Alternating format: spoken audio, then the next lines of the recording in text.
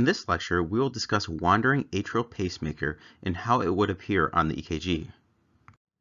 Wandering atrial pacemaker, or WAP, is an irregular rhythm that arises from at least 3 different ectopic foci within the atria. It is often the result of an increase in vagal tone, which consequently slows the sinus node and leads to a faster atrial pacemaker cells outside the sinus node to take over pacemaking function. So what we're saying here is we have notice our sinus node here. Okay, to review our conduction system, we have our internodal pathways, these here, that come to our AV node. Okay, over here to the left side, we have our Bachman's bundle. We have our His bundle after the AV node that splits off into our right bundle branch and left bundle branch. And from there, we have a left anterior fascicle and a left posterior fascicle. Now these fascicles on the left side and the right bundle branch then go to our ventricular Purkinje fibers that innervate our cardiomyocytes, okay, and then that's how the impulse spreads. So what we're saying here is, let's just erase some of this now. We have our sinus node, okay, which is this portion here. Imagine we have an increase in vagal tone, okay, and an increase in vagal tone will then result in an increase in parasympathetic activity, and because of that, that acts on our sinus node, and that acting on its sinus node will cause other atrial pacemaker cells or foci within the atria. So imagine these ones here that then take over or have a faster rate, a faster intrinsic rate, and they will fire and take over the pacemaking function of the heart. Okay, so how can we identify wandering atrial pacemaker on the EKG? Well, in order to make the diagnosis, we can boil this down into 4 main things. We want to have at least 3 different ectopic P-wave morphologies because we're coming from 3 different foci. There should be an irregular P to P intervals along with irregular PR and R to R intervals that we'll see, and this gives us an irregularly irregular rhythm that we'll talk about.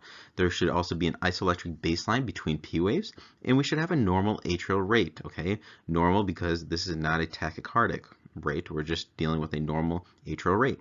So let's look at each one of these. So we said at least 3 different P-wave morphologies, okay? And why is that? Well, notice here we have at least 3 different foci within the atria, so 1, 2, 3 that are firing, and because they're coming from different places, we'll see 3 different P waves. So if you look down here, we have 3 different P waves. Here's one, okay? We also have another one right next to it, different in morphology, and then we have a third one here, all right? All different in morphology, and then you can see this one that comes after is also similar to that second one, okay? Both of them have the same P-wave morphology, and the one that follows, also 3, these are similar, and then again, this first one is similar to that last one, okay? So we have at least 3 different P-wave morphologies that we can see there, all right? The other thing is that these intervals between the P-waves, so from one P-wave to the next P-wave, we should have different P to P intervals. Okay, all these intervals between the P waves will be different. Okay, and that's because they're originating from different places and they all have their own intrinsic rates. Now we said there's an isoelectric baseline between the P waves. So this is one P wave to the next, and notice that we have that baseline that's occurring throughout here. Okay. So we can see that, and then we're saying that these P waves occur at normal rates, okay? So that normal rate would be less than 100 beats per minute is considered normal. So one P wave to the next, we can look at our atrial rate. All right, that would put us about 1, 2, 3, and 4. So between 3 and 4, which is, so 300 over 3 is 100 beats per minute. 300 over 4 is 75. So somewhere in that range. Okay, and if you were to look at the next P to P interval, so this P wave to the next, and look at the rate, we would again get 1, 2, 3, and 4, so between 3 and 4, so again, somewhere between that range. The main thing is here is we don't have a fast atrial rate. It's below 100 beats per minute, okay? Now, we also mentioned that we will have an irregular rhythm here. So, do you remember why that's the case?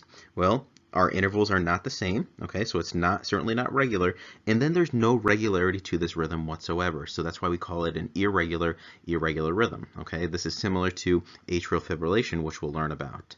Now, so those are the main things, the 3 different P-wave morphologies, the irregular P to P intervals, the isoelectric baseline between those P waves, and the normal atrial rate, okay? Now, another thing to note is that we said that the PR intervals are variable. So why is this the case? Well, it depends on where the focus is located. The longer the distance of that ectopic focus to the AV node, the longer the PR interval. The shorter the distance of the ectopic focus to the AV node, the shorter the PR interval will be. So it should make sense why the PR interval varies based on the ectopic focus, okay? So let's just take a look at this.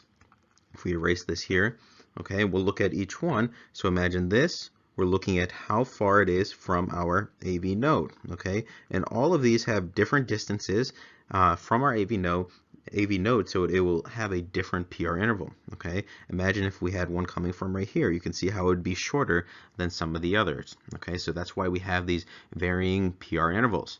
Now, intraventricular conduction should not be affected, and therefore, the QRS interval should be normal. Okay, so you may have heard of another rhythm called multifocal atrial tachycardia. It's also known as chaotic atrial tachycardia, and it's pretty much the same thing as wandering atrial pacemaker as we're seeing here. The only difference is that multifocal atrial tachycardia is a tachycardia, okay? And for that rate, it's a faster atrial rate that we'll see in that, okay? So let's briefly go through our chart before we end here to make sure we didn't miss anything.